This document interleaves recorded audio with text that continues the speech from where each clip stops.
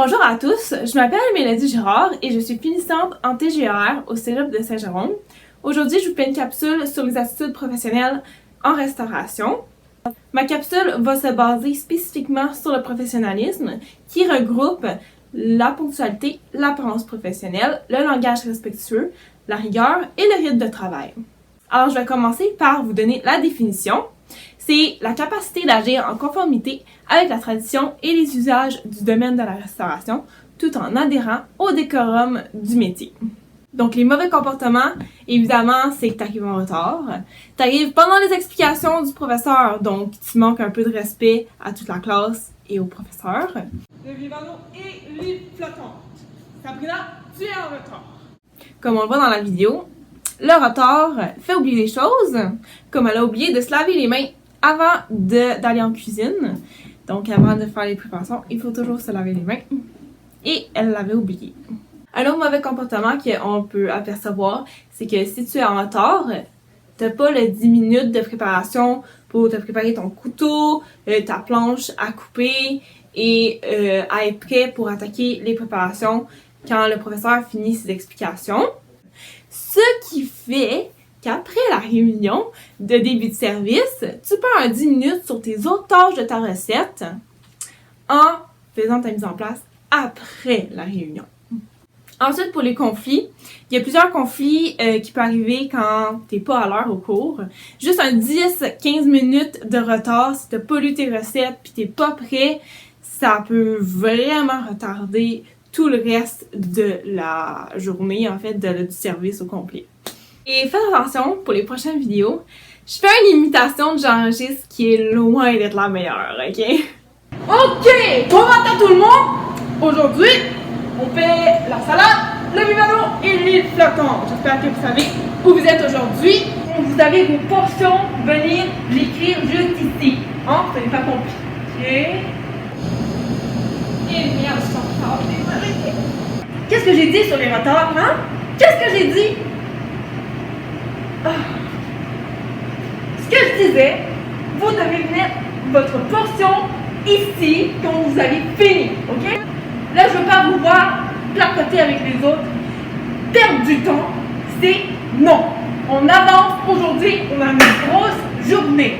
Il est 8h, donc à 8h30, on va commencer les cuissons. Et à vos postes, et on commence le service. Bon service, tout le monde! Je vais faire la mise en place, mais je suis même pas sûre que je suis au chaud. Je pense que je suis à la salade, mais je suis vraiment perdue. Je vais demander au professeur parce que là... Ouais, j'ai pas lu les recettes, je suis vraiment désolée. Mais là, je sais pas, je suis où? Est-ce que je fais le piano? Est-ce que je fais la salade? Je sais pas. Genre, peux-tu venir m'aider, s'il te plaît? Oh! Non, je t'arrête tout de suite, Sabrina. Tu es en retard, premièrement, et tu oses venir me demander de l'aide quand tu ne m'as même pas lu tes recettes. C'est inacceptable, c'est non. Je peux pas t'aider, t'as pas lu tes recettes. Oui, mais là, je sais pas comment le couper. Là, tu as demandé à un collègue. Lui, il l'appelle le piano la semaine passée. Alors, tu vas lui demander, mais pas moi. Pas moi. Demande à tes collègues. Il n'y a pas moi. Donc, comme on peut voir dans les vidéos, premièrement, ça crée de la frustration au niveau du prof. Deuxièmement, ça crée du retard au niveau de l'étudiant dans ses préparations. Et ça crée un peu de retard sur les autres étudiants. Il va demander de l'aide aux autres étudiants parce qu'il n'a pas lu ses recettes. Il ne connaît pas le vivano, il n'a pas demandé ses questions avant le cours ou pendant la réunion. Donc, il va demander à ses collègues et ses collègues vont devoir l'aider. Donc, ses collègues vont perdre du temps et ça va créer du retard dans toute la préparation, dans tout le service en fait. Et dans les prochaines vidéos, ça va aller encore plus loin et je vous laisse regarder ça. J'enregistre. Est-ce que tu es prêt? Il y a déjà 2 clients qui attendent. Quoi? Il y a déjà des clients? Il y a déjà 2 clients qui attendent.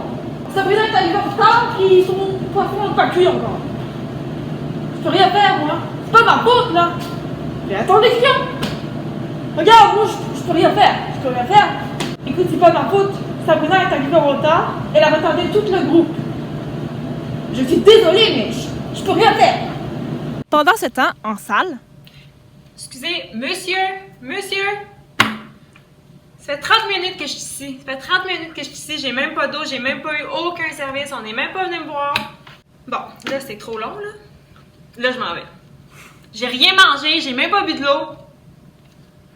Terminé pour moi. Je passe même pas à la chaise. Alors, comme vous avez pu voir, un retard fait retarder le service au complet. Ensuite, on va faire attendre le client. Et le client est vraiment mécontent.